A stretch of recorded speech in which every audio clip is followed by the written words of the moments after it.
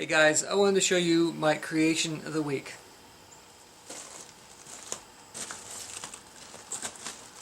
Paint's finally dry on this, and the first thing you're thinking maybe is, what the heck is that thing?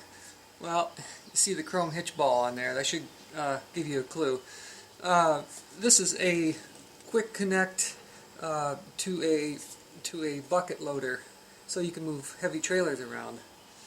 And I ran into this because the property here there's a lot of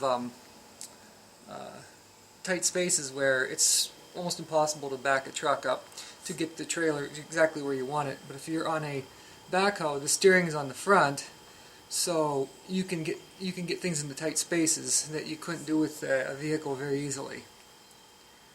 So I'm going to demonstrate this and see how well this works. This thing weighs just under 22 pounds, so this sucker's pretty heavy duty.